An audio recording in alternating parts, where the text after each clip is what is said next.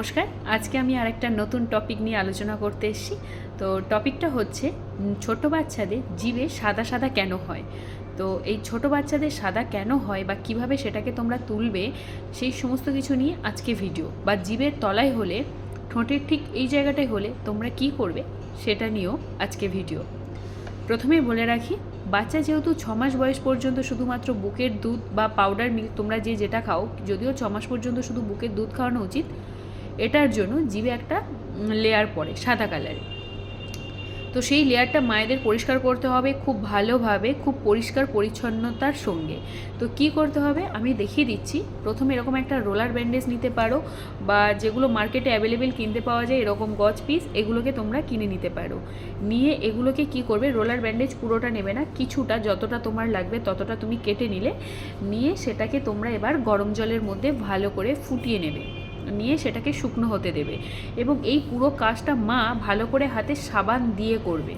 তারপরে কি করবে, এবার এটা যখন ঠান্ডা হয়ে যাবে গরম জলটা, তখন রোলার ব্যান্ডেজটাকে মা হাতে ঠিক এইভাবে জড়িয়ে নেবে, এইভাবে কাভার করবে, মানে মার সুবিধা মতন বাচ্চার মুখে যতটা ঢুকবে এইভাবে কাভার করবে। করে বাচ্চার, ধরুন এটা বাচ্চার মুখের দিকটা আর এটা জিভের সামনের পাটটা, বাচ্চার মুখের ভিতরে এরকম আর হাত ঢুকিয়ে এরকমভাবে আলতো করে ছেনে নেবে। এইভাবে দিনে একবার করে করা যায়। এইভাবে করতে থাকলে সেই ছানিটা উঠে যায় বা সাদা লেয়ারটা উঠে যায় জিভ থেকে। তবে কিন্তু এটা খেয়াল রাখতে হবে বাচ্চার জিভে যেন কোনো ক্ষতি না হয়, খুব জোরে প্রেশার ক্রিয়েট না হয়, সেটা কিন্তু মায়েদেরকে নজরে রাখতে হবে।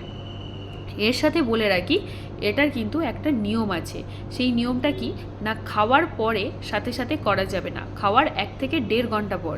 1.5 ঘন্টা পরে কেন বললাম, কারণ বাচ্চার এটা করার সময় একটা মানে বমি বমি ভাব বা গ্যাগিং বা বমি করে বেরিয়ে আসবে, এরকমটা হতে পারে। সেটা কিন্তু কোনো ভয়ের কারণ নেই। তাই সবথেকে ভালো টাইম হয় খালি পেটে করানো, বা বাচ্চার খাওয়ার 1 থেকে 1.5 ঘন্টা বাদে যদি এটা করানো যায়। আর এর সঙ্গে আরেকটা কথা বলে দিচ্ছি, বাচ্চা যত ছোট থাকবে, মানে 6 মাস পর্যন্ত বুকে দুধ ছাড়া অন্য কোনো কিছু দেবেন না, ঘি মধু এগুলো কিচ্ছু দেওয়ার দরকার নেই। এটা কিন্তু মাথায় রাখতে হবে। আর তার সাথে একটা সাবধানবাণী এটাও আছে, বাচ্চা যদি জিভের বাইরে গিয়ে জিভের তলায়, জিভের দুপাশে, ঠোঁটের আশেপাশে এগুলোতে থাকে, তাহলে বুঝতে হবে এটা কিন্তু ইস্ট ফর্ম করেছে। তখন ইমিডিয়েটলি পেডিয়াট্রিশিয়ান বা আপনার বাচ্চার যে ডক্টর আছে তাকে দেখাতে হবে। আর একটা কথা বলে দিচ্ছি, এই যে জিভে যে লেয়ারটা থাকে, এই লেয়ারটা যদি মা ঠিকঠাকভাবে পরিষ্কার করতে না পারে, তাহলে বাচ্চার মুখে ফাঙ্গাস জন্মে যেতে পারে, ইনফেকশন হতে পারে, বাচ্চার মুখ থেকে বাজে গন্ধ বেরোতে পারে। তার জন্য মায়েদেরকে এগুলো সতর্ক থাকতে হবে। আর একটা সতর্কমূলক কথা হচ্ছে যে মা যখন এটা পরিষ্কার করবে, সেটা শুধুমাত্র কিন্তু দিনে একবার, আর পুরো প্রসিডিওরটা খুব ক্লিনভাবে মা খুব পরিষ্কারভাবেই পরিষ্কার করবে। তো তাই যাই হোক, আজকে ভিডিওটা এইটুকু। যদি আমার ভিডিওটা ভালো লেগে থাকে অবশ্যই আমার পাশে থাকবেন, তার সাথে বেল আইকনে থাকা ক্লিক করে দেবেন, আর আমার চ্যানেলটিকে সাবস্ক্রাইব করে দেবেন। আজ আসছি, নমস্কার সবাইকে।